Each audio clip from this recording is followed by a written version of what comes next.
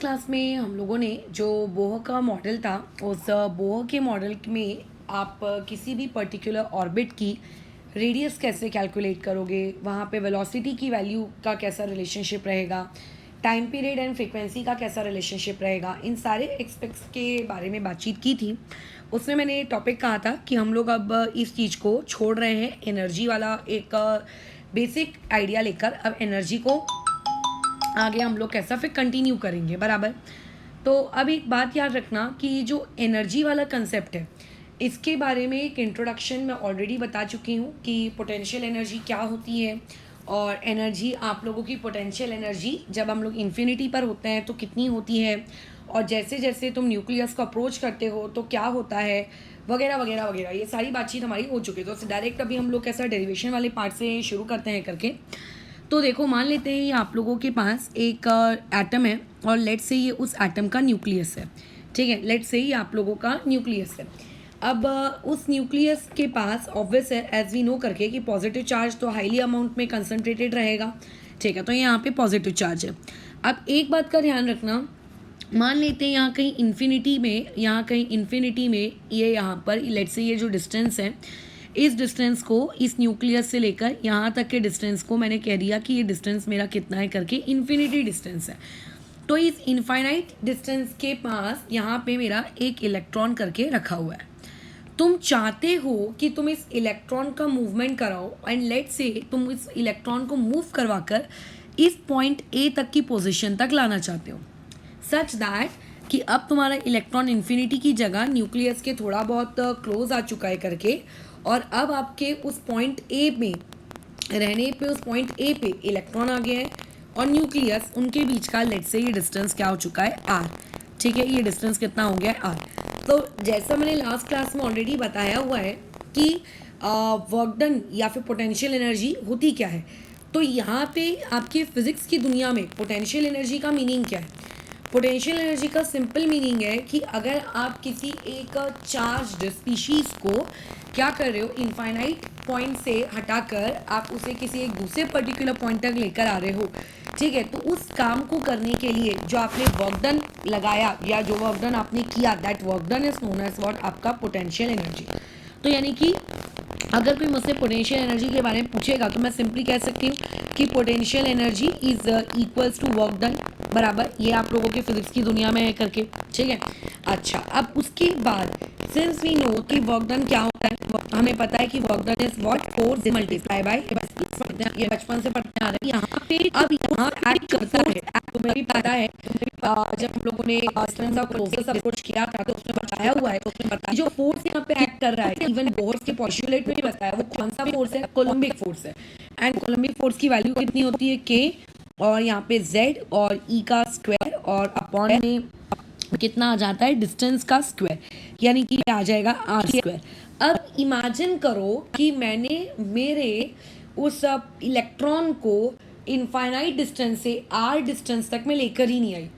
मैं उसको मान लेते हैं बहुत ही इनफाइनेटिसमली स्मॉल डिस्टेंस से, मान लेते हैं मैंने उसको क्या किया है, मूव किया है, यानी कि आर डिस्टेंस तक नहीं लेके आए, हमने उसको बहुत स्मॉल डिस्टेंस पे मूव किया है, बहुत ही स्मॉल डिस्टेंस के साथ हम लोग उसको मूव कर रहे हैं। तो अगर मैं उसको बहुत छोटे डिस्टेंस के साथ मूव कर रही हूँ तो मेरा वर्क डन ये भी बहुत छोटा होगा, बराबर डी डब्ल्यू। ठीक है, ये तुम लोग चीज़ें फिजिक्स में पढ़ोगे, रोटेशन में वाला काम बहुत ज़्यादा किया जाता है करके, ठीक है। अच्छा, तो अब ये जो वर्क डन होगा ये बहुत छोटा होगा, एंड इसकी वैल्यू कितनी होगी, के जेड ई स्क्वायर, जितना आपने फोर्स वहाँ पे लगाया है, और लेकिन आपके उस फोर्स के लगाने से कोई ज़्यादा बड़ा डिस्प्लेसमेंट हुआ नहीं करके कोई छोटा मोटा डिस्प्लेसमेंट हो गया, that is dot D R. But मुझको तो बड़ा वर्क डन चाहिए ना, टोटल वर्क डन चाहिए। तो हम लोग अब क्या करेंगे, इसका इंटीग्रेशन कर देंगे। सो अगर तुमने इसका इंटीग्रेशन किया तो 0 से लेके w, ये आप लोगों की वर्क डन की लिमिट, तो यहाँ पे ये वाली चीज़ आ जाएगी w, ठीक है। अच्छा, अब मैं डी डब्ल्यू का जो इंटीग्रेशन होगा वो w होगा। अच्छा, लिमिट्स पुट कर देते हैं, और तो यहाँ पे जैसे आप लिमिट्स पुट करोगे 0 से लेके w। अब कई लोग लिमिट ना ऐसे ब्रैकेट लगा के पुट करते हैं, बट मेरी आदत कैसा पहले से बनी हुई है 12th स्टैंडर्ड से, कि मैं ऐसे ही आपकी लिमिट्स पुट करती हूँ। एंड इवन जब मैंने अपनी फर्दर मैथ्स की पढ़ाई की है 12th वगैरह के बाद भी, तो उसमें भी मैंने एग्जैक्टली ऐसे ही आप लोगों के लिमिट्स पुट किया, मैं कभी भी ऐसे नहीं पुट करती, ठीक है। मेरी आदत नहीं है वो एक्चुअल में, क्योंकि हमें जो टीचर पढ़ाती थी उन्होंने भी खुद कभी ऐसे पुट नहीं किया, तो मेरी भी आदत वैसे ही डल गई है। अच्छा, अब जैसे कि अब यहाँ राइट साइड में भी मुझे लिमिट पुट करना पड़ेगा, तो राइट साइड में क्या लिमिट रखेंगे? देखो, लिमिट हमारी राइट साइड में क्या रहने वाली है, इस पर हम लोगों को एक अच्छी खासी बातचीत कर लेनी चाहिए। राइट साइड में आपका जो पहले इलेक्ट्रॉन है, वो इलेक्ट्रॉन कहाँ पे बैठा हुआ था? आपका इलेक्ट्रॉन राइट साइड में इन्फिनिटी पे जाके बैठा हुआ है। आप उस इन्फिनिटी से उस इलेक्ट्रॉन को थोड़ा थोड़ा थोड़ा थोड़ा डिस्प्लेस कर करके कहाँ तक लेकर आए हो? इतने डिस्टेंस पे ले आए हो करके कि अब आपके उस न्यूक्लियस और उस इलेक्ट्रॉन के बीच का डिस्टेंस अब कितना हो चुका है करके? आर हो चुका है करके। यानी कि इनिशियली अगर मैं बात करूँ तो इनिशियली आप लोगों की लिमिट इन्फिनिटी थी, है ना, मतलब लोअर लिमिट उसकी इन्फिनिटी आएगी, और फाइनली अब उसकी कितनी आ जाएगी? आर आ जाएगी। सो इंटीग्रेट करते हैं। अब बेसिक मैथमेटिक्स तो तुमने पढ़ी ली होगी, फिजिक्स में सर ने सिखाई दिया होगा, तो उसमें तुम्हें पता होना चाहिए कि इंटीग्रेशन में आप या डिफ्रेंशिएशन तो छोड़ो, फिलहाल मेरे को ऐसा याद आ रहा है शायद तुम्हारा डिफ्रेंशिएशन ही हुआ है अभी तक, इंटीग्रेशन होने का है। तो इंटीग्रेशन में आप जितने भी कॉन्स्टेंट्स होते हैं उन्हें आप बाहर निकाल लेते हो, ये पहला नियम अपना याद रखो। तो देखो, के कांस्टेंट है 1/4π/ε0, तो उसको बाहर किया। z आपका एटॉमिक नंबर है, e² आपके इलेक्ट्रॉन के ऊपर का चार्ज है, इन्हें मैंने बाहर किया। यानी कि इंटीग्रेट मैं सिर्फ और सिर्फ किसको करने वाली हूँ? 1/r².dr को। ठीक है, तो मैं एकदम बेसिक से करवा कर दिखा देती हूँ कि इसका इंटीग्रेशन कैसे हो रहा है, क्योंकि तुम लोग अभी 11th स्टैंडर्ड में ही हो और तुम लोगों का इंटीग्रेशन का एज सच कोई पास्ट एक्सपीरियंस है नहीं, तो ये वाली कैलकुलेशन अगर थोड़ी सी सिंप्लीफाइड वे में दिखा दी जाए तो उससे कोई फ़र्क नहीं पड़ता। ठीक है, तो अब देखो, r⁻² और .dr ये आपका इंटीग्रेशन है। अच्छा, ठीक है, तो अब इसको इंटीग्रेट कैसे करेंगे करके, तो बहुत ही सिंपल सी चीज़ है। इस चीज़ का इंटीग्रेशन क्या हो जाएगा आपका? ये जैसे मैं अगर इसका लिख दूँ तो ये आ जाएगा r⁻² + 1 और अपॉन में -2 + 1। ये ऐसा रूल्स वगैरह जब तुम अभी सीखोगे इंटीग्रेशन बेसिक, तब तुम्हें पता चल जाएंगे। तो ये हो जाएगा kZe², यहाँ पे ये आ गया। अच्छा, ये वाली चीज़ कितनी हो गई? ये नीचे डिनोमिनेटर का माइनस साइन यहाँ पे दे दिया मैंने, और ये वाली चीज़ हो गई आप लोगों की r⁻⁻1, जिसे मैं प्यार तरीके से 1/r लिख देती हूँ। लिमिट होगी मेरी इन्फिनिटी टू r। ठीक है, ये मेरी लिमिट है। अब बराबर, अब लिमिट भी पुट कर देते हैं। तो देखो, 1/∞ 0 होता है। ठीक है, जैसे अगर मान लेते हैं मैं लिमिट पुट कर रही हूँ, तो पहले मैं अपर लिमिट पुट करूँगी, हाइयर, तो आर की जगह आर ही पुट होगा, और उसके बाद आपकी आर की जगह ये लोअर लिमिट पुट होगी, यानी कि इन्फिनिटी। तो ये वाली चीज़ अब कितनी हो जाएगी? -kZe², और ये अपॉन में कितना आ गया? R. So this is my work done. And since you know कि यही वर्क डन एक्चुअल में मेरे किसके बराबर होने वाला है? पोटेंशियल एनर्जी के बराबर। तो ये होती है आप लोगों की पोटेंशियल एनर्जी, ये तुम्हें याद करना है करके। ठीक है, ये आपकी पोटेंशियल एनर्जी है। अब बात कर लेते हैं टोटल एनर्जी की। अच्छा रुको, टोटल एनर्जी में जाने से पहले एक और डिस्कशन कर लेना चाहिए कि कई लोगों को ऐसा लगता है करके, कई लोगों को क्या, मुझको भी लगता था उसमें जब मैं छोटे स्टैंडर्ड्स में थी, पढ़ाया ही ऐसे जाता है या फिर अपने उस वक्त दिमाग की समझ ही इतनी कम होती है, क्योंकि फिजिक्स में एटलीस्ट उस वक्त तक इतनी कमांड नहीं है। जब एटॉमिक स्ट्रक्चर तुम अभी केमिस्ट्री का सेकेंड चैप्टर पढ़ रहे हो और जो कंसेप्ट यहाँ पे लग रहे हैं वो फिजिक्स के 12th स्टैंडर्ड के लग रहे हैं, तो ऑब्वियस है कि उतना अपना उस वक्त का स्टेट ऑफ माइंड नहीं रहता है। तो देखो, लास्ट क्लास से मैंने जैसे तुम्हें बताया था करके कि सिस्टम की जो भी एनर्जी होती है वो कभी भी ज़ीरो से बड़ी नहीं होती करके। ज़ीरो उसकी मैक्सिमम एनर्जी, वो उसी को क्या कर पाता है करके, मतलब क्या कह सकते हैं करके, अटेन कर पाता है। तो मैं किस एनर्जी के बारे में बात कर रही थी, एक इंसान का भी डाउट था ये। तो ऐसे केस में क्या हो जाएगा करके, ये बात याद रखना कि वो बातचीत पोटेंशियल एनर्जी की हो रही है, टोटल एनर्जी की नहीं हो रही कि एटम की टोटल एनर्जी इन्फिनिटी पे, मतलब उस सिस्टम की टोटल एनर्जी इन्फिनिटी पे ज़ीरो होती है, पोटेंशियल एनर्जी ज़ीरो होती है। और जैसे जैसे वो इलेक्ट्रॉन आपके न्यूक्लियस को अप्रोच करता है, निगेटिव में उसकी पोटेंशियल एनर्जी क्या होने लगती है? बढ़ने लगती है करके। ठीक है, ओके। तो अब यहाँ देखते हैं काइनेटिक एनर्जी के रिस्पेक्ट में। सो सिंस काइनेटिक एनर्जी के बारे में तो दुनिया का हर इंसान जानता है करके कि वो होता है आप लोगों का 12mv² करके।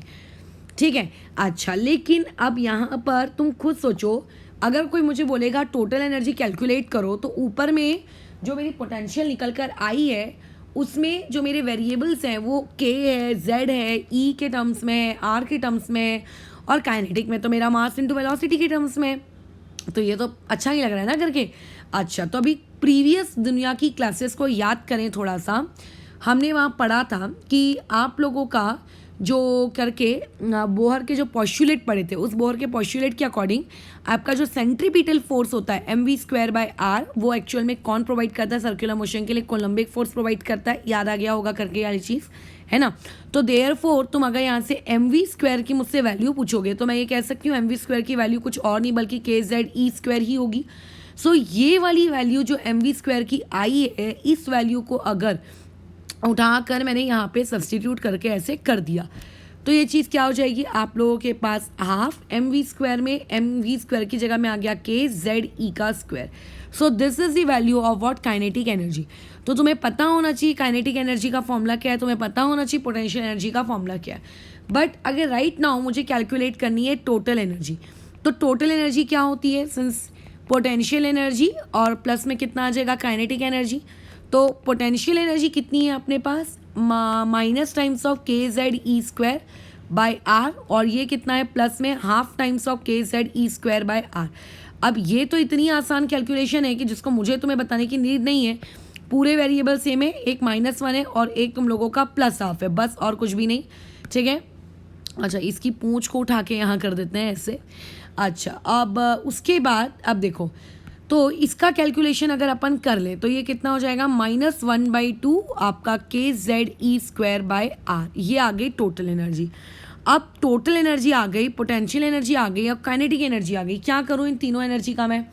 तो बहुत ही सिंपल सा कंसेप्ट है, कुछ भी नहीं करना है, बस चीज़ों को ऑब्जर्व करना है। What do you observe by looking at total energy and kinetic energy?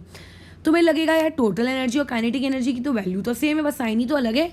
तो यहाँ से जो कंक्लूजन नंबर 1 तुम्हारे पास आएगा, इसको याद रखना अपने छोटे से दिमाग में, काइनेटिक एनर्जी और टोटल एनर्जी एक दूसरे के इक्वल होते हैं, बस उनका मैग्नीट्यूड अलग होता है करके, ठीक है। अच्छा, पॉइंट नंबर 2 में आते हैं। Just observe kinetic energy and potential energy. तो काइनेटिक एनर्जी और पोटेंशियल एनर्जी के बीच में नेगेटिव वाला तो रिलेशनशिप था ही है, ऊपर से काइनेटिक एनर्जी पोटेंशियल एनर्जी का आधा भी होती है, ये ना, यानी कि पोटेंशियल एनर्जी को अगर हाफ कर दोगे तो आपको काइनेटिक एनर्जी मिलेगी। सो काइनेटिक एनर्जी पहले तो पोटेंशियल एनर्जी के नेगेटिव भी थी, ऊपर से माइनस का मतलब हाफ भी है, तो ये काइनेटिक एनर्जी का रिलेशनशिप आ गया। अब पोटेंशियल एनर्जी और एक बार अपनी टोटल एनर्जी, इनके बीच का रिलेशनशिप बना लो। सो देखो, पोटेंशियल में भी माइनस है, टोटल में भी माइनस है, तो दोनों तरफ का माइनस माइनस कैंसिल हो जाएगा। अच्छा, और बस इतना है कि पोटेंशियल एनर्जी आपका कैसा है? हाफ करोगे तो टोटल मिल जाएगी। सो अगर आपको टोटल एनर्जी और पोटेंशियल एनर्जी के बीच का रिलेशनशिप निकालना है तो सिंपल क्या हो जाएगा? It will be potential energy by 2। अब ऐसे सिंपल तुमसे सवाल आते हैं कि मान लेते हैं पोटेंशियल एनर्जी दी हुई है करके और टोटल एनर्जी बताओ कितनी होगी करके, तो इतना सिंपल सवाल तुम मेरे हिसाब से अटेम्प्ट कर लोगे, इसमें मेरे बताने लायक अब कुछ भी नहीं है। हाँ, अब इसमें ऐसा मत करते बैठना कि टोटल एनर्जी दी है और तुम में से किसी को के की वैल्यू याद है और तुम्हें हो सकता है ई की वैल्यू पता है और हो सकता है जेड के बारे में भी इन्फॉर्मेशन दे दी है, और तुम पगले के समान पहले आर कैलकुलेट कर रहे हो और उसके बाद उस आर की वैल्यू को किसी दूसरी एनर्जी में पुट करके आंसर निकाल रहे हो। इस तरीके का शैतानी काम करने की तुम्हें किसी भी प्रकार की कोई भी आवश्यकता नहीं है, इस चीज़ को थोड़ा सा ख्याल रखना करके, ठीक है। लेकिन हम याद रखो, जितने भी डेरिवेशन कर रहे हैं, ठीक है, जितने भी डेरिवेशन कर रहे हैं, इस डेरिवेशन का जो नियम है वो क्या है कि सबके सब सिंगल इलेक्ट्रॉन स्पीशीज़ के लिए वैलिड है। जैसे कि हाइड्रोजन और हीलियम प्लस, लिथियम 2+, ऐसे मल्टी इलेक्ट्रॉन के लिए आपका बोहर का मॉडल अलाउड नहीं है। तो अभी तक जितना भी हमने पढ़ा उसका सारांश क्या है करके, सारांश यहाँ पे सिंपल सा ये है कि हम लोगों के पास एनर्जी के कुछ रिलेशनशिप आ गए, लेकिन अभी आपके पास एनर्जी का एक फॉर्मूला भी है जो तुम्हें याद रखना है। टोटल एनर्जी जो होती है वो आपका ये फॉर्मूला है, जैसा हमने याद करो रेडियस का फॉर्मूला देखे हैं, है ना, और उसके अलावा किसका फॉर्मूला देखा था करके एक और वेलोसिटी का देखे हैं। तो वैसी टोटल एनर्जी का क्या होता है? -13.6 × z²/n², बस खत्म। ये है आपका वो छोटा सा प्यारा सा फॉर्मूला करके -13.6 × z²/n²। लेकिन इसकी यूनिट बहुत खास है, इलेक्ट्रोवोल्ट पर एटम, यानी कि पर एटम के लिए निकाला जाता है, इसमें थोड़ा ध्यान रखना। और इलेक्ट्रोवोल्ट पर एटम, इलेक्ट्रोवोल्ट इसकी यूनिट है। बट अगर मान लेते हैं तुम्हें यूनिट आपकी जूल चाहिए, तो देखो एक तरीका तो ये भी होता है कि पहले टोटल एनर्जी को इलेक्ट्रोवोल्ट पर एटम में कैलकुलेट कर लिया जाए और उसके बाद इलेक्ट्रोवोल्ट वाली यूनिट को बाद में जूल में कन्वर्ट कर लिया जाए करके, ये भी एक तरीका है। या फिर सिंपल अगर मैं तुमसे कहूँ कि एक दूसरा फॉर्मूला याद कर लो, तो दूसरा फॉर्मूला होगा -2.18 इंटू 10 की पावर में -18 और z²/n² और जूल पर एटम। ठीक है, ये वाली चीज़। अब इसमें एक बात का ख्याल रखना कि तुम्हें कन्वर्जन्स करते तो आने चाहिए। मतलब जैसे अगर कोई तुमसे पूछेगा कि ग्राम को केजी में या केजी को ग्राम में कैसे कन्वर्ट करते हैं, ये अगर तुम्हें नहीं आएगा तो ये तो चीज़ शेमफुल होगी। ठीक है, लेकिन तुम्हें ये भी आना चाहिए करके उनका डायरेक्ट आंसर लिखना। अब जैसे टोटल एनर्जी का एक फॉर्मूला और बैठ सकता है -1311.8 और इंटू में z²/n² तो रहेगा ही रहेगा, लेकिन यूनिट चेंज हो गई और इसकी यूनिट होगी किलो जूल। तुम्हें लगेगा कि इसे किलो करने से ये तो ना चेंज हो जाएगा करके बताओ, तो ये पर एटम ना होकर ये वाली यूनिट है आप लोगों की पर मोल। ठीक है, ये वाली कितनी है आप लोगों की पर मोल करके। बस ये वाला एक छोटा सा अपना कंसेप्ट अपने दिमाग में तुमको फिट करके कैसा रखना है करके। ठीक है, तो कर लोगे वाला काम। अच्छा, अब इसमें एक ज़रूरी सूचना और है।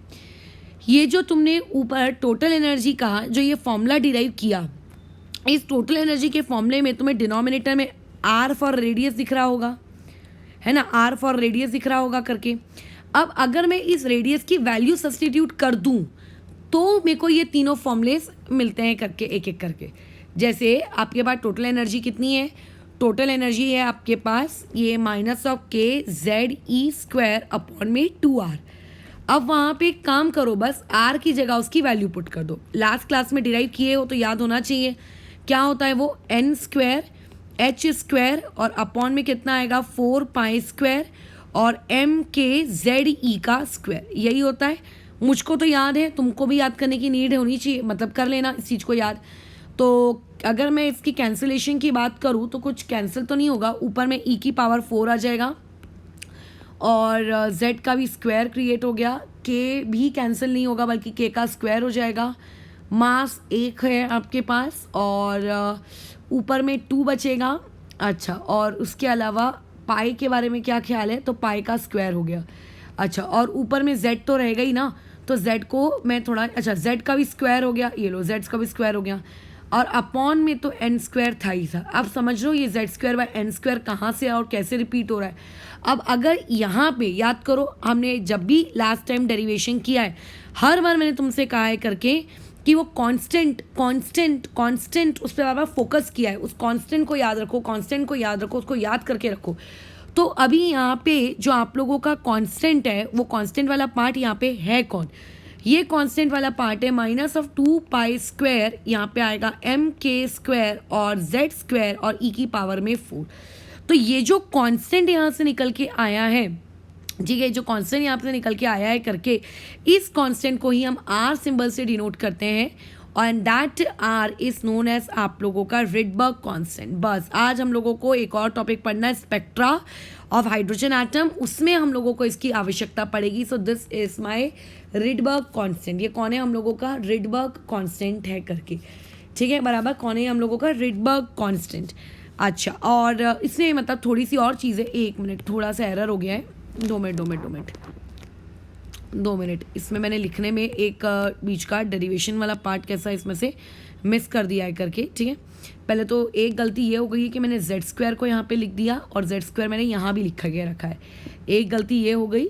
अच्छा, और उसके बाद रिडबर्ग कांस्टेंट इसको नहीं कहते। अगर इसी कांस्टेंट वाली वैल्यू को अगर मैं CH³ इससे डिवाइड कर दूँ, ठीक है, तो ऐसे केस में वो जो कांस्टेंट क्रिएट होता है उसको हम लोग कौन सा कांस्टेंट कहते हैं करके, फिर रिडबर्ग कांस्टेंट।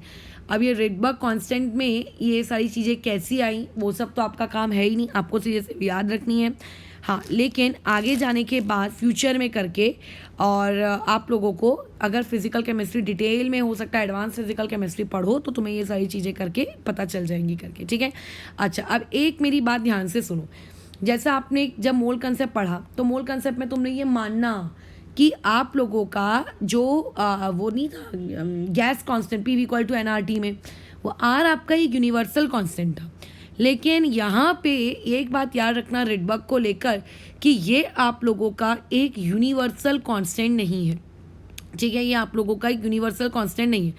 ठीक है, ये बात याद रखना करके। बोहर की कैलकुलेशन में हमने ये अज्यूम किया है कि न्यूक्लियस आपका कैसा है, स्टेशनरी है और आप लोगों का करके जो इलेक्ट्रॉन है इन्फिनिटी पर है, तो अगर मैं बोहर की बात करूँ, ठीक है, तो अगर अकॉर्डिंग टू बोहर में अगर बात करूँ तो इस रेडबर्ग कांस्टेंट की वैल्यू इन्फिनिटी के डिस्टेंस से अगर मैं निकालूँ तो 1.097 इंटू 10⁻7 मीटर इनवर्स निकल कर आएगी करके। लेकिन अब इस पूरे कांड को, मतलब इस पूरी क्वेश्चन को, ये जो आपने वैल्यू निकाली है, जिस वैल्यू को निकाल के तुम अभी न्यूमेरिकल सॉल्व करोगे, इसका एक सबसे बड़ा झूठ ये है कि यहाँ पे बोहर ने अज्यूम किया है करके कि आपका करके न्यूक्लियस जो है वो न्यूक्लियस क्या है, स्टेशनरी। इवन बचपन से तुम भी यही सुनते आ रहे हो, तुमने कभी सुना है कि न्यूक्लियस भी गोल गोल गोल गोल घूम रहा है। बट अगर मान लेते हैं, अगर मैं तुम लोगों को बताऊं कि हायर क्लासेस में आप ये पढ़ने जाओगे करके कि अगर हम ये अज्यूम करके चलें कि न्यूक्लियस स्टेशनरी नहीं है, किसने न्यूक्लियस को देखा है? किसी ने न्यूक्लियस को नहीं देखा है करके, ये तो सब अजम्पशंस है ना। तो ये अगर मैं अज्यूम करूं कि आपका जो न्यूक्लियस है वो आपका स्टेशनरी नहीं है, तो ऐसे केस में ये जो आपका रिडबर्ग कांस्टेंट है, इस रिडबर्ग कांस्टेंट की वैल्यू जो रहेगी अगर न्यूक्लियस स्टेशनरी नहीं है तो उसके रिस्पेक्ट में हो जाएगी आर इन्फिनिटी अपॉन में 1 प्लस यहाँ पे आएगा mass of electron by mass of neutron. ये आप लोगों को, अच्छा, mass of nucleus, sorry not neutron, ये यहाँ पे एन का मतलब न्यूक्लियस है, ठीक है। अब एक बात याद रखना, ये जो कंसेप्ट तुमको बताया गया है ये वाला, इससे तुम्हारे सिलेबस का दूर दूर तक कोई वास्ता नहीं है। हाँ, बट क्योंकि मुझे ये बताना था कि वो नॉट अ यूनिवर्सल कांस्टेंट, इसीलिए तुमको ये बताया गया है करके, ठीक है, इसको भूलना मत करके। अच्छा, और उसके अलावा और तुम लोगों को क्या जानना है, एक कुछ डाटाज मैं बता रही हूँ, उन डाटाज को देखो। मैंने तो याद कर लिया था, ठीक है, मैं ऐसा उम्मीद करूँगी कि तुम भी उसको याद कर लो करके, ठीक है। मैंने क्योंकि याद किया था, मुझे ऐसा लगता था कि डाटा जितने ज़्यादा अपने दिमाग में हमें याद रहे करके उतना बेटर होता है करके, ठीक है, चीज़ों को रट्टा मारने के लिए वगैरह, पेपर में चीज़ें याद करने के लिए करके। तो इसीलिए ये चीज़ मैं तुम्हें भी बता रही हूँ, उसको तुम्हें भी याद रख लेना, अच्छा ही होगा तुम्हारे खुद के लिए। अब जैसे मान लेते हैं कि मेरे पास कोई हाइड्रोजन एटम है, या फिर ठीक है एक हाइड्रोजन एटम है, इस हाइड्रोजन एटम के लिए Z की वैल्यू कितनी होती है 1। अब अगर इस हाइड्रोजन एटम के लिए लेट्स से इमेजिन करें, कोई मुझे भी ये पूछेगा कि जो मेरे पास फर्स्ट ऑर्बिट होता है, फर्स्ट ऑर्बिट में टोटल एनर्जी की वैल्यू कितनी है, तो हम कहेंगे कि टोटल एनर्जी क्या होती है -13.6 इंटू Z²। अब Z² तो 1 है और N² भी 1 है, तो वो होगी इलेक्ट्रोवोल्ट पर एटम। कोई मुझसे अगर ये पूछेगा कि सेकेंड ऑर्बिट में आप जाओ, सेकेंड ऑर्बिट में जाके आप एनर्जी कैलकुलेट करो, सो कितनी हो जाएगी टोटल एनर्जी -13.6 Z² तो 1 ही आएगा, अपॉन में N का स्क्वायर, यानी कि 2 का स्क्वायर कितना हो गया, वो 4 हो गया करके बराबर। अच्छा, तो ये कितना आ जाएगा माइनस में 3.4 इलेक्ट्रोवोल्ट और पर एटम, ये ऐसा आ गया। अच्छा, अगर मान लेते हैं हम लोग थर्ड ऑर्बिट में जा रहे हैं, थर्ड ऑर्बिट मतलब तुम देखते जाओ, हम लोग न्यूक्लियस से दूर होते जा रहे हैं, ठीक है, तो थर्ड ऑर्बिट में गए तो -13.6 तो रहेगा ही रहेगा। अच्छा, लेकिन उसको डिवाइड इस बार किससे करेंगे अपन, N² यानी कि 9, तो ये चीज़ कितनी हो जाएगी -1.5 इलेक्ट्रोवोल्ट पर एटम। मैं सिर्फ 1 डेसिमल तक ही निकाल रही हूँ। सिमिलरली अगर बातचीत मैंने फोर्थ ऑर्बिट के लिए की, तो फोर्थ ऑर्बिट के लिए यही टोटल एनर्जी की वैल्यू कितनी आ जाएगी -0.85 इलेक्ट्रोवोल्ट पर एटम।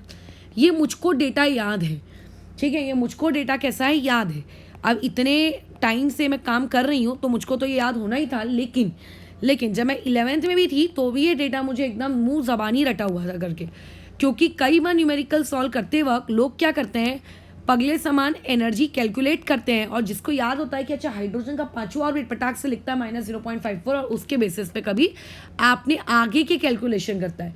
मैं ये बिल्कुल नहीं कह रही हूँ करके कि आप लोगों का करके जो आंसर है वो कैसे रट्टे मार मार के बैठो, ठीक है, तुम्हें कैलकुलेट करते भी आना चाहिए, मुझे आता है ये चीज़ कैसे कैलकुलेट की जा रही है, लेकिन तुम्हें कभी अगर नीट पढ़े करके तो नीट में तुम्हें ये चीज़ें कैलकुलेट करती आनी भी चाहिए।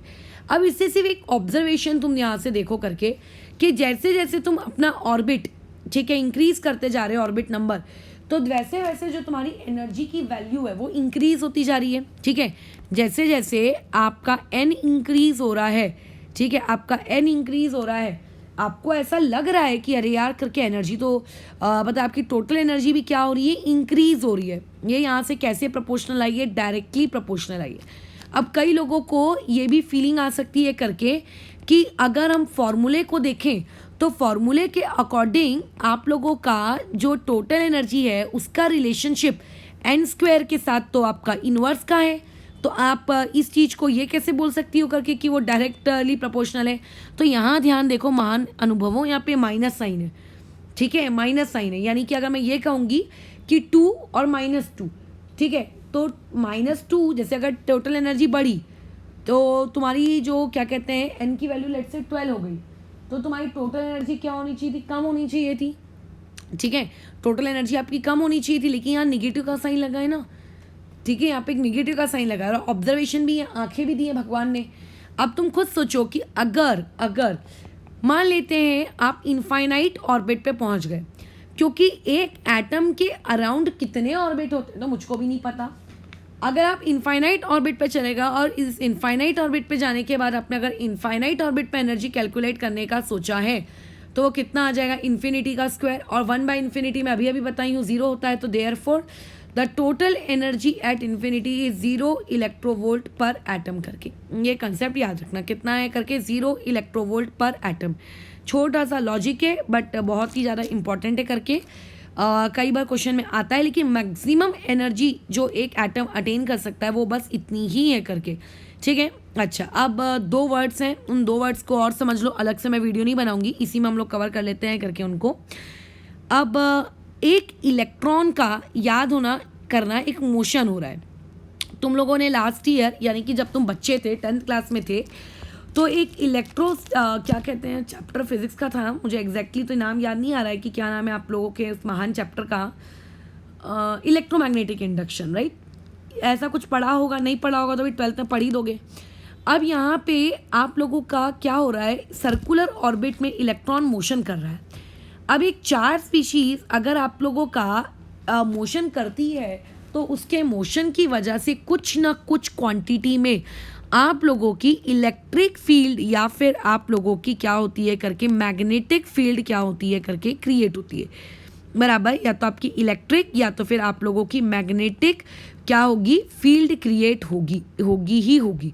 अब ये फील्ड कितनी होगी, कैसी क्या होगी, उस पर बातचीत नहीं कर रहे हैं, लेकिन पहला ये पॉइंट याद रखना करके कि आप लोगों की ये क्या होगी, क्रिएट होगी, ठीक है। अच्छा, और अगर इलेक्ट्रिक और इसकी वजह से आप लोगों का वहाँ पे क्या होता है करके, कुछ एक आपके ऑर्बिट में एक करंट क्रिएट होता है, जिसको आप लोग आगे फ्यूचर में पढ़ोगे फिजिक्स वाले में, give rise to some equivalent current in the orbit, कुछ अमाउंट का इक्विवेलेंट करंट वहाँ पे क्या होता है, प्रोड्यूस होता है। अब ऐसा मत बोलना कि वो करंट हमें फिर फील क्यों नहीं होता जब हम किसी भी एटम को टच करते हैं। इवन अगर तुम बायोलॉजी के स्टूडेंट होते और अगर तुम स्पेशली न्यूरोलॉजी पढ़ रहे हो, मतलब वो न्यूरॉन्स के बारे में, तो अपने न्यूरॉन्स में भी करंट प्रोड्यूस होता है, बट क्या हम लोगों को करंट फील होता है क्या बॉडी के अंदर, तो ऐसा मत समझना, वो बहुत ही कम होता होगा जो भी।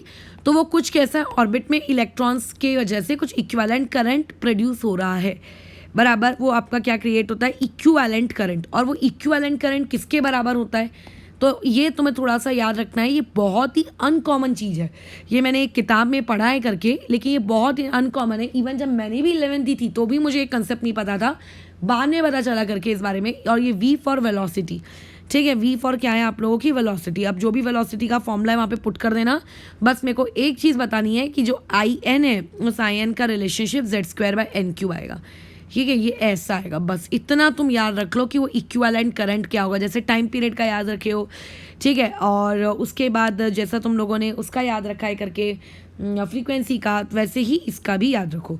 एंड लेकिन ये I फॉर करंट, ठीक है, I फॉर क्या है आपका करंट, लेकिन मैं अगर मैग्नेटिक फील्ड की बात करूँ तो मैग्नेटिक फील्ड यानी कि उसको हम B से डिनोट करेंगे, तो उसके लिए ये चीज़ हो जाएगी ZQ और अपॉन में आ जाएगा N5। अब ये कैसे आया, कहाँ से आया, ये तुम लोगों का भी फिलहाल कंसर्न नहीं है, ये बताने लायक चीज़ भी नहीं है, और मैं तो बिल्कुल भी नहीं बता सकती, हो सकता है कोई तुम्हारा फिजिक्स वाला टीचर तुम्हें पढ़ा दे, अगर तुम लोगों ने इस चीज़ को 12th क्लास में पढ़ा तो करके, ठीक है, तो वो तुम लोगों को पढ़ा देगा करके, ठीक है। अच्छा, अब उसके अलावा एक और थोड़ा सा कंसेप्ट है, जैसे आप लोगों का जो मैग्नेटिक मूवमेंट होता है, ठीक है, जो आप लोगों का मैग्नेटिक मूवमेंट होता है, मैग्नेटिक मूवमेंट, ठीक है, मैग्नेटिक मूवमेंट, ध्यान से सुनना, मैं वर्ड बोल रही हूँ मैग्नेटिक मूवमेंट। तो ये जो मैग्नेटिक मूवमेंट है वो होता है आप लोगों का कि वो जो करंट मल्टीप्लाई बाई एरिया, ठीक है, क्या होता है करंट मल्टीप्लाई बाय एरिया। अब वो तो क्योंकि सर्कुलर ऑर्बिट है तो पाई आर स्क्वायर तो आना ही है, और करंट है आप लोगों का आई एन, ठीक है, ये इक्विवेलेंट करंट ऊपर का आई एन है ना। तो इसमें अगर मैं वैल्यूज़ वगैरह पूरी पुट कर दूं तो यहाँ से आपका जो भी मैग्नेटिक मोमेंट निकल के आएगा, अगेन कैसे आया वो भी तुम्हारे कोई मतलब का नहीं है करके, वो आएगा ई एल अपॉन में 2m सॉरी। अब यहाँ पे L का मतलब क्या है, यहाँ पे L का मतलब होता है तुम लोगों का एंगुलर मोमेंटम, ठीक है। L का मतलब यहाँ पे क्या होता है करके एंगुलर मोमेंटम, और जैसे कि तुम्हें पता है कि एंगुलर मोमेंटम की वैल्यू कितनी होती है NH/2π, तो तुम चाहो तो ऊपर L की जगह इस वैल्यू को पुट करके एक और ठोक करके यहाँ पे फॉर्मूला करके निकाल सकते हो। अब यहाँ से एक ध्यान से कंसेप्ट आप सीखेंगे, ये कंसेप्ट अभी आगे तुम लोगों को प्रयोग में आने वाला है। उस वक्त तुम में से हो सकता है तुम में से कोई इंसान डाउट पूछ ले, तो उस वक्त क्योंकि मैं ना बताऊँ उस वक्त मतलब मैं नहीं बताऊँगी, इसलिए पहले ही मैं समझा दे रही हूँ क्या है। तो देखो अब तुमने क्या किया, ये जो मैग्नेटिक मोमेंट है, जैसे मैंने मैग्नेटिक मोमेंट का तुम्हें फॉर्मूला दे दिया कि ये मैग्नेटिक मोमेंट का फॉर्मूला है, ठीक है। इस मैग्नेटिक मोमेंट के फॉर्मूले को लो और जाकर तुम क्या करो, मैग्नेटिक मोमेंट की वैल्यू जो है वो कैलकुलेट करो। तुमने मुझसे पूछा कि अच्छा कहाँ पे कैलकुलेट करें करके, तो मैंने कहा बोहर ऑर्बिट में कैलकुलेट कर लो।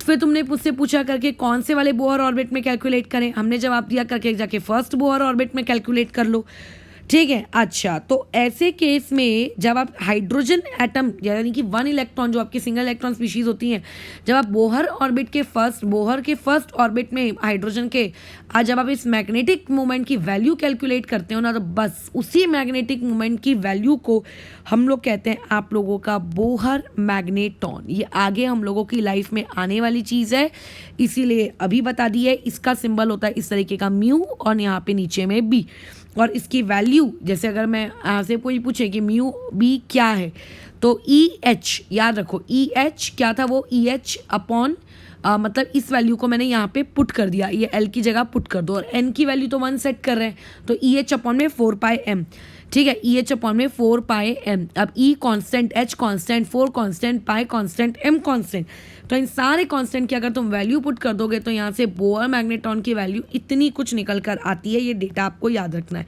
और बोहर मैग्नेटॉन होता क्या है, करंट मल्टीप्लाई बाई एरिया, तो एरिया की यूनिट क्या हो जाएगी आप लोगों की मीटर स्क्वायर, और करंट की यूनिट हो जाएगी एम्पियर। तो बोहर मैग्नेटॉन की जो वैल्यू निकल के आई उसकी खुद की वैल्यू क्या होती है, एम्पियर मीटर स्क्वायर करके, ठीक है।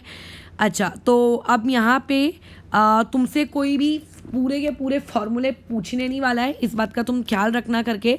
लेकिन हाँ, तुम्हें वो चीज़ें कैसे डिपेंडेंसी याद रखनी है, याद मतलब याद एकदम अच्छे से याद, उसमें गड़बड़ नहीं होनी चाहिए किसी भी प्रकार की, क्योंकि अगर तुमने गड़बड़ की तो मरोगे तुम, ठीक है। अब जैसे एक बार हम लोग चीज़ों को समराइज़ कर लेते हैं फटाफट आप लोगों का, 1 मिनट, हाँ ठीक है, चीज़ों को समराइज़ कर लेते हैं। जैसे पॉइंट नंबर 1, आपने जो रेडियस कैलकुलेट किया, ठीक है, आर एन, उसका डायरेक्टली प्रोपोर्शनल होता है वो n²/z, ये वाला एक कंसेप्ट। पॉइंट नंबर 2, रेडियस के बाद हमने वेलोसिटी को डिराइव किया, तो वेलोसिटी क्या होती है आप लोगों का कंसेप्ट z² अपॉन में कितना आ जाता है, 1 मिनट, वेलोसिटी वाला चीज़ कितना निकल के आया था वो तो मुझे याद नहीं आ रहा है करके, रुको थोड़ा सा अपने दिमाग पे जोर डाल देते हैं, आ जाएगा z/n, ठीक है। जो वेलोसिटी थी, देखो अब मैं कैसे भूलने में आ गई, लेकिन ये बात याद रखना, मुझे फॉर्मूला याद करके अब कुछ नहीं मिलेगा, मुझे पेपर देना भी नहीं है, मैं सब पेपर दे चुकी हूँ, मेरा सब कुछ हो चुका है, लेकिन अब तुम्हें पेपर देना है,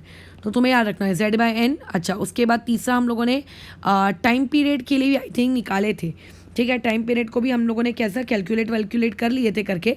तो जो तुम्हारा टाइम पीरियड आया था उसमें होता था वो n³/z², एंड सिंस क्योंकि तुम्हें पता है कि फ्रीक्वेंसी उसका उल्टा चलती है, तो फ्रीक्वेंसी के लिए हो जाएगा z² अपॉन में n³, ये याद हो गया। ये 4 कंसेप्ट तो दुनिया में कोई इंसान भूलना नहीं चाहिए, ये एकदम नियम होता है। अब उसके बाद जो मैंने तुम्हें एक्स्ट्रा की चीज़ें बताई हैं, तुम अगर भूल भी जाओ तो उसमें अपन कुछ करेंगे नहीं करके, लेकिन अगर याद रख लो तो अच्छी बात है कि आपका जो इंड्यूस्ड करंट है वो z² अपॉन n³ में आ जाता है, और आप लोगों की जो वहाँ पे मैग्नेटिक फील्ड प्रोड्यूस हो रही है, इंड्यूस मैग्नेटिक फील्ड, वो वाली चीज़ आपकी कितनी हो जाती है, z³ आता है, लेकिन आपके साथ n की पावर में वहाँ कितना चढ़ जाता है करके, वो 5 में चढ़ जाता है करके, ये वाला पार्ट, ठीक है। अच्छा, और उसके बाद जो तुम्हारा मैग्नेटिक मोमेंट होता है वही आपका करंट मल्टीप्लाई बाई एरिया, तो करंट उसका तो सिंपल रिलेशनशिप है, डायरेक्टली प्रोपोर्शनल टू एन, खत्म। ये देख लो डायरेक्टली प्रोपोर्शनल टू एन है कि नहीं है। अगर मैं इस वैल्यू को यहाँ पुट कर दूंगी तो ये ई एन एच अपॉन में 4 पाई एम नहीं आएगा, तो ये बाकी तो कांस्टेंट है, सिर्फ एन ही तो वेरिएबल है, तो देयरफॉर आप कह सकते हो कि एम एन डायरेक्टली प्रोपोर्शनल है किसके, एन के, ठीक है। अच्छा, अब उसके अलावा कुछ बेसिक जानकारियाँ देख लो, बेसिक जानकारियाँ आप लोगों के पास क्या है करके। तो पहले एक छोटी सी चीज़ है उसको जानते हैं, जैसे आप लोगों के पास एनर्जी की स्टेट, एनर्जी स्टेट के बारे में थोड़ी बातचीत कर लेते हैं। What do you mean by the term energy state, ठीक है। एनर्जी स्टेट से आप लोगों का क्या कहने का मतलब है, क्या होती है एनर्जी स्टेट वगैरह वगैरह। दो टाइप की आपके पास एनर्जी स्टेट होती है, इस बात को ध्यान रखो। पहले वाले को कहते हैं हम ग्राउंड स्टेट, ठीक है, और जैसा कि तुम लोगों ने शायद इससे पहले सुना होगा मेरे मुंह से, और दूसरे वाले को हम लोग कहते हैं एक्साइटेड स्टेट। एनर्जी को गेन करने के बाद वो चला जाता है अपने से हाइयर एनर्जी लेवल वाले के पास, उसे हम लोग कहते हैं ग्राउंड स्टेट, ठीक है। अच्छा, और उसके अलावा अगर आप लोगों को अब यहाँ पे दो छोटे छोटा कंसेप्ट और है, उन दो छोटा छोटा कंसेप्ट में एक छोटा सा फॉर्मूला है, उसको याद करना है। तो देखो पहला कंसेप्ट क्या क्या है, अभी एक ऐसी एक्साइटेड स्टेट है, ठीक है, ऐसी एक्साइटेड स्टेट जहाँ पे आप लोगों का इलेक्ट्रॉन जो है, ठीक है, अगर मैं ऐसी बात करूँ कि एक ऐसी आप लोगों की एनर्जी की स्टेट जहाँ पे आप लोगों का जो इलेक्ट्रॉन है वो क्या कर रहा है, एक्सपीरियंस कर रहा है, किस बातचीत को वो एक्सपीरियंस कर रहा है, आपके अट्रैक्टिव फोर्स को वो एक्सपीरियंस कर रहा है, भले ही वो एक्साइटेड स्टेट में चला गया है करके, ठीक है, ठीक है। और लेकिन अभी भी उसको न्यूक्लियस से वो अट्रैक्टिव फोर्स उसको अभी भी फील हो रहा है। तो ऐसी आप लोगों के पास, ठीक है, ऐसी आप लोगों के पास करके कितनी एक्साइटेड स्टेट्स होंगी, ठीक है, ऐसी आप लोगों के पास कितनी एक्साइटेड स्टेट होंगी, और तो वो आप लोगों का सिंपल है, वो होगी n equal to M plus one, ठीक है, n इक्वल टू कितनी हो जाएगी, m प्लस वन, ठीक है। अच्छा, और उसके बाद आगे आगे अब ऐसा भी हो सकता है, अब आपकी एक ऐसी एनर्जी स्टेट, ठीक है, आपके पास एक ऐसी एनर्जी स्टेट हो सकती है जहाँ पे आप लोगों का जो इलेक्ट्रॉन है उसको किसी भी प्रकार का एक्सपीरियंस नहीं हो रहा है, do not experience attractive force, उसे किसी भी प्रकार का कोई अट्रैक्टिव फोर्स आप लोगों के न्यूक्लियस से, ठीक है, कोई फील नहीं हो रहा है, कुछ भी नहीं हो रहा है करके, ऐसी भी एक एक्साइटेड स्टेट हो सकती है। बट उस एक्साइटेड स्टेट को, ठीक है, उस एक्साइटेड स्टेट को हम लोग कहते हैं आयोनाइज्ड स्टेट, ठीक है, इस वर्ड को थोड़ा याद रखना।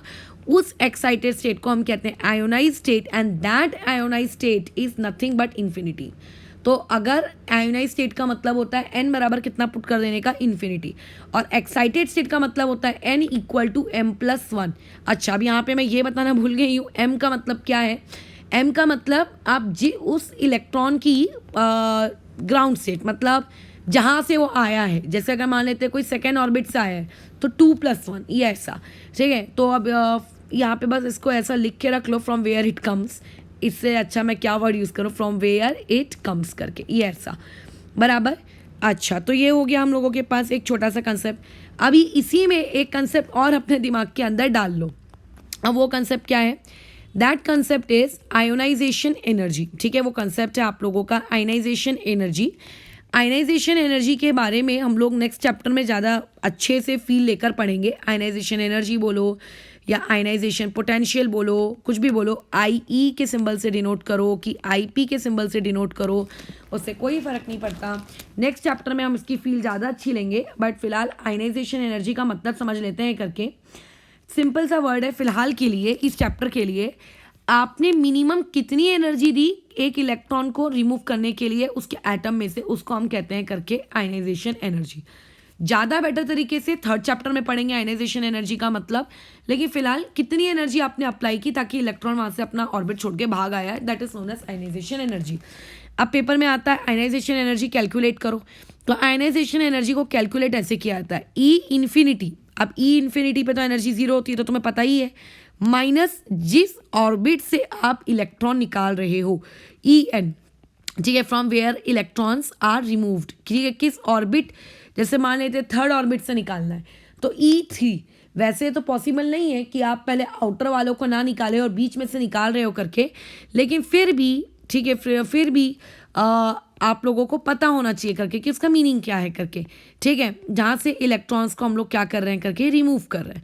तो यहाँ पे आ गया आप लोगों का एक कंसेप्ट ई इन्फिनिटी माइनस ई एन।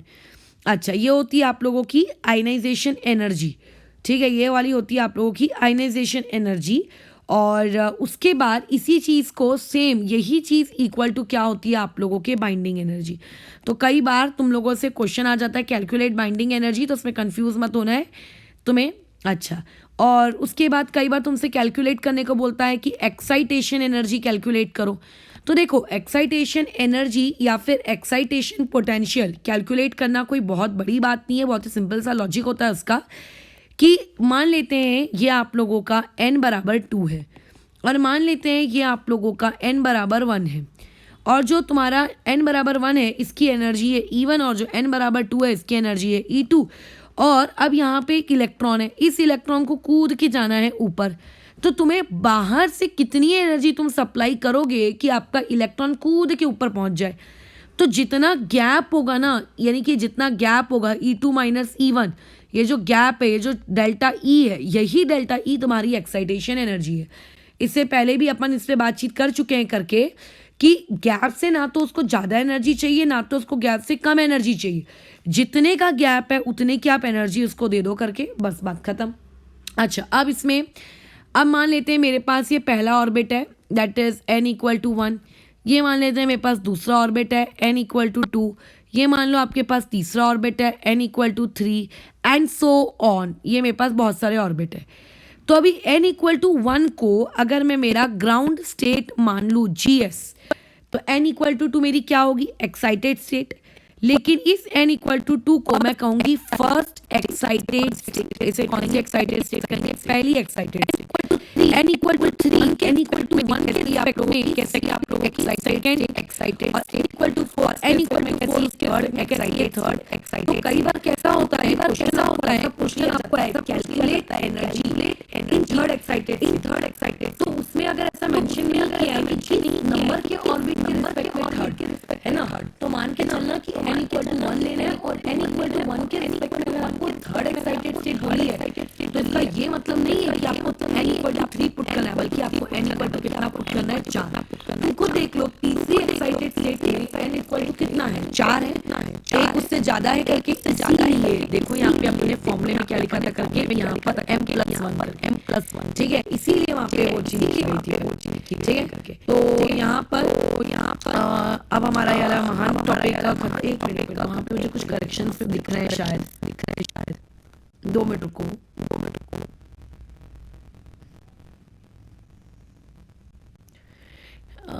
पता नहीं, मेरे को ऐसा लगा था कि कुछ गलत गड़बड़ मैंने शायद लिख दिया है करके, दिख नहीं रहा है करके मुझे अभी वो, ठीक है। तो मैं उस चीज़ को एक बार देख लेती हूँ कि ऐसा क्या मैं देखी, मेरे को अचानक से ऐसा दिखा कि मैंने शायद कुछ गड़बड़ करके लिख दिया है।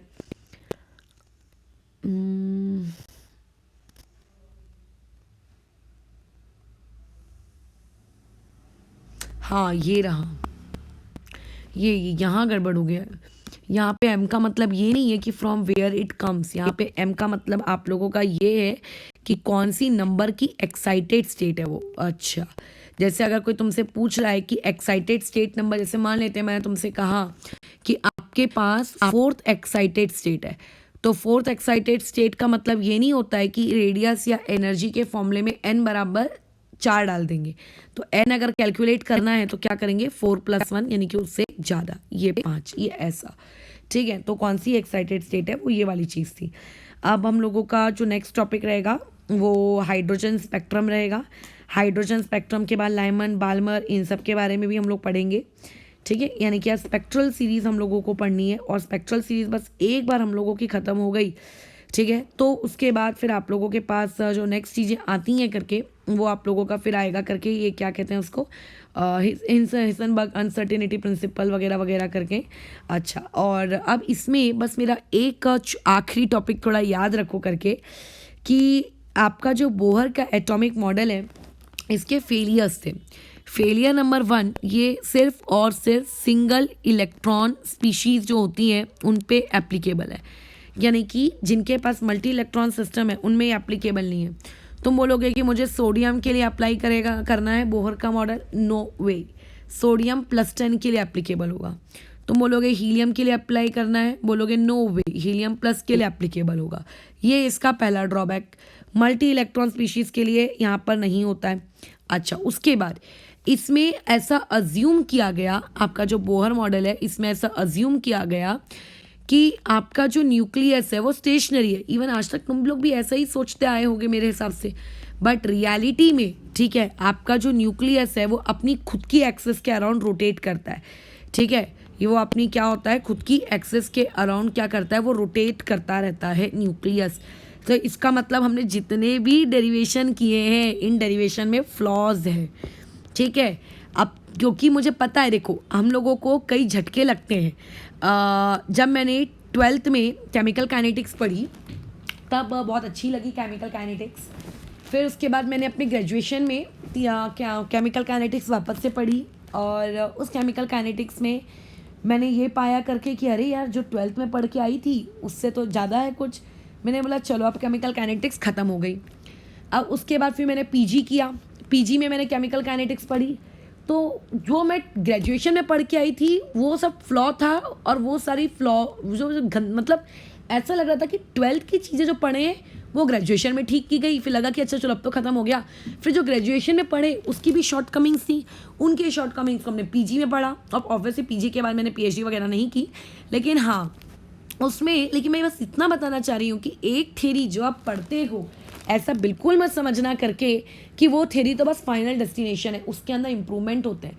अभी इस बोहर की थ्योरी में भी बहुत सारे करेक्शंस हुए हैं। ठीक है, आप एडवांस फिजिकल केमिस्ट्री पढ़ोगे तो उसमें आपको मिलता है, और तुम्हें पढ़ने की कोई नीड नहीं है, कोई पगले समान बुक को खरीद के पढ़ मत लेना। तुम्हारा जो JEE का सिलेबस है या जो भी तुम एग्ज़ाम दे रहे हो उसका जो सिलेबस है वो इतना ही है कि फॉर्मूला है, फॉर्मूले में वैल्यू पुट करो, आंसर निकालो, बस बात खत्म। बिल्कुल दिमाग में जोर नहीं डालना, और नीड भी नहीं है।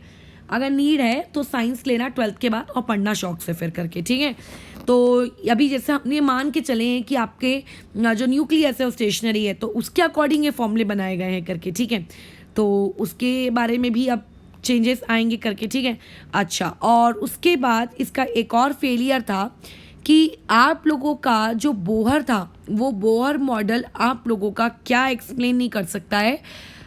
2 टाइप के इफ़ेक्ट होते हैं। पहले मैं सारे ड्रॉबैक्स बता देती हूँ, फिर इन शॉर्ट में तुम्हें इनका मीनिंग में बता दूंगी। ये अगेन ये इन दोनों इफ़ेक्ट्स का आप लोगों को अभी 12th में कोई सिलेबस नहीं है, फ्यूचर की बातें हैं सब। जीमैन और स्टार्क इफेक्ट को एक्सप्लेन नहीं कर पाया। चौथा, इसके अलावा और क्या नहीं कर पाया। एक सबसे बड़ा ड्रॉबैक बोहर का कि बोहर के अकॉर्डिंग हम लोगों के जो ऑर्बिट्स हैं वो ऑर्बिट्स कैसे होते हैं, सर्कुलर होते हैं। ठीक है, लेकिन आपका एक और इंसान है समरफेल्ड करके, उनके अकॉर्डिंग अगर तुम जाओगे तो उनके अकॉर्डिंग ये जो चीज़ें होती हैं ये आपके सर्कुलर ना होते हैं। ठीक है, ये आपके इलिप्टिकल होते हैं, और इलिप्टिकल और सर्कुलर में अंतर तो होता ही है ना। रेडियस आपका हर जगह कांस्टेंट ना रहता है, और भी बहुत सारे ज्योमेट्रिकल चीज़ें उसमें आ जाती हैं, लैटरस रेक्टम वगैरह वगैरह बहुत कुछ आ जाता है करके, अलग अलग ज्योमेट्रीज इन्वॉल्व। तो फिर उसके हिसाब से अभी पूरे फॉर्मूले आपके चेंज होने चाहिए करके, है ना। अच्छा, और उसके अलावा अभी ऐसी और भी बातचीत हैं जो नहीं तुम्हारा ये बोहर समझा पाया, उसमें से एक बस मैं करके अब ख़त्म करती हूँ इस चीज़ को। बाकी अगर तुम और भी कहीं कुछ कुछ पढ़ो तो हो सकता है उनको अपने ब्रेन में स्टोर कर सकते हो, बट ज़्यादा कचड़ा अपने ब्रेन में स्टोर करने का नहीं। ठीक है, एक्स्ट्रा इन्फॉर्मेशन गूगल करके मत ढूंढना, जितना आपको शीट वगैरह में दिया है वो उतना सफिशियंट है। उसमें से ज़्यादा हो सकता है कि 1-2 पॉइंट शीट्स में गायब हो जो मैंने अभी बता दिया हो, या फिर मैं अभी जो बता रही हूँ शीट्स में नहीं हो, या शीट्स में जो मैं नहीं बता पा रही हूँ, तो उतना थोड़ा बहुत तुम ऊपर नीचे इसको एडजस्ट कर लेना शीट्स में नोट्स बनाते वक्त। लेकिन गूगल करके एक्स्ट्रा जानकारी कि समरफील्ड क्या था, समरफील्ड ने क्या किया, थोड़ा बहुत जान लो, बट ज़्यादा उसकी डिटेल में मत घुसना करके। ठीक है, अगर उसकी डिटेल में घुसोगे तो नुकसान तुम्हारा ही है, क्योंकि वो सारी चीज़ें तुम लोगों के कोई काम की ही नहीं है। ठीक है, इसीलिए ये वाली चीज़ें तुमको बताई जा रही हैं करके। ठीक है, तो यहाँ पे हम लोगों का बोहर का जो कंसेप्ट है ख़त्म होता है। अब बात आती है न्यूमेरिकल्स की। तो न्यूमेरिकल्स किस प्रकार से और कैसे आएंगे। न्यूमेरिकल्स जो इंसान मतलब मैं तुम्हारी बातचीत कर रही हूँ, फोटो इलेक्ट्रिक इफेक्ट के न्यूमेरिकल्स बिना किसी हेल्प के कर सकता है। वो एटलीस्ट इतनी अच्छी खासी बुद्धि रखता है मेरे अकॉर्डिंग, मुझे ऐसा लगता है करके, कि वो इस बोहर के न्यूमेरिकल्स ना कर पाए, ये तो पॉसिबल ही नहीं है, एकदम भी पॉसिबल नहीं है, ठीक है। और उसमें सबसे पहले तो मैं आज सर से बोल के शीट तुम लोगों को फॉरवर्ड कराती हूँ। उन्होंने की नहीं है, मुझे आइडिया नहीं पड़ा, मैंने उनको भेज दी है शीट, तो मैं मैसेज आया श्रेयन का कि ये शीट मिलने वाली थी करके, क्योंकि मैं दे चुकी हूँ, परसों ही दे चुकी हूँ शीट, ठीक है। तो मैं उनसे पूछ लेती हूँ, उसे शायद भूल गए हो देना। तो ऐसे केस में मैं वाली शीट आज पास कराती हूँ। पहले उसमें जो छोटे छोटे आसान आसान सवाल हैं, उन आसान आसान सवालों को बना लेना।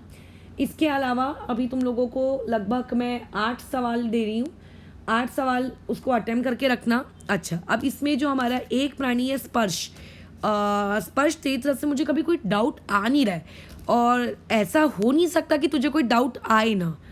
जैसे रोनित का कभी आता है, हो सकता है मैं इंस्टेंट रिप्लाई नहीं कर पाती हूँ उस चीज़ को, टाइम लगता है मुझे रिप्लाई करने में, इवन मैं तो अपने मैसेजेस ही कई कई दिनों में चेक करती हूँ। तो ऐसे केस में तेरा डाउट मेरी तरफ कुछ आ नहीं रहा है, ये गड़बड़ी की तरफ जा रहा है, क्योंकि मैं तुझे जानती हूँ अच्छे से, ठीक है। तो अगर तू डाउट नहीं पूछ रहा है, काम में पीछे है वगैरह वगैरह, जो भी तेरे रीजंस हैं उन्हें तू ठीक कर, ये ऐसा नहीं चलेगा करके, ठीक है, उनको ठीक कर और अपनी चीज़ों को इम्प्रूव करने की कोशिश कर। अभी ऐसा गड़बड़ अगर तू करेगा तो मुझे नहीं पता कि काम फिर आगे कैसे कंटिन्यू करेगा। काम आगे अगर आपको कंटिन्यू करना है 2 साल इसी में, तो उसके लिए तुम्हें ईमानदार होना हाईली नेसेसरी चीज़ है वो आपके लिए, ठीक है।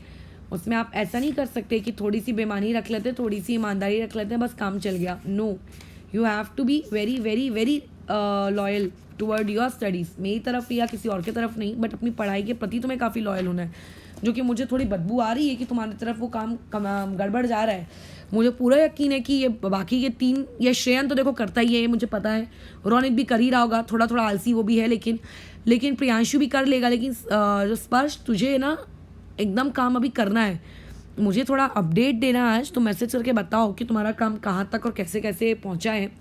अच्छा, अभी जैसे मैं एक लाइन बोलकर फिर इस क्लास को हम लोग ओवर करते हैं। अभी जीमैन इफेक्ट के बारे में मैं तुम्हें बता रही थी, तो जीमैन इफेक्ट का सिर्फ 2 लाइन में मेरा सारांश सुन लो करके, कि अगर आप किसी क्या कहते हैं करके एटम को अगर आप एक स्ट्रॉन्ग मैग्नेटिक फील्ड में रखते हो, तो उसकी जो स्पेक्ट्रल लाइंस होती हैं वो फर्दर और स्प्लिट हो जाती हैं। सोचो, मतलब आपको ये स्पेक्ट्रल लाइन ऐसी, आपको ऐसा लगेगा कि ये एक स्पेक्ट्रल लाइन है, बट जब आप इसको स्ट्रॉन्ग मैग्नेटिक फील्ड में रखोगे ना, इस स्पेक्ट्रल लाइन के अंदर और ऐसी ऐसी ऐसी बारीक बारीक स्पेक्ट्रल लाइंस होंगी। इसे कहते हैं जीमैन इफेक्ट, मैग्नेटिक फील्ड, ठीक है। जीमैन इफेक्ट का मतलब किससे होता है, मैग्नेटिक फील्ड में रखने पर आपकी स्पेक्ट्रल लाइंस और स्प्लिट हो गई, और उसी का सेम आपका इलेक्ट्रिक फील्ड में रखोगे तो वाली चीज़ आपकी क्या कहलाने लगती है करके, स्टार्क इफेक्ट, बस और कुछ नहीं। तो अभी आज हम लोगों को आगे एक और टॉपिक पढ़ना है, वो एक और टॉपिक है हाइड्रोजन स्पेक्ट्रम। बहुत ही सिंपल सा प्यारा सा है, स्पेक्ट्रम के बारे में तो बेसिक इन्फॉर्मेशन पहले ही कर चुके हैं, आज सिर्फ हाइड्रोजन स्पेक्ट्रम पढ़ना है, एक फार्मूला डिराइव करना है, और फिर आगे हम लोगों का बोहर की तक हमारी जर्नी ख़त्म हो जाएगी, फिर वहाँ से हम लोग शुरू करेंगे हिसेनबर्ग और वगैरह वगैरह आगे, ठीक है।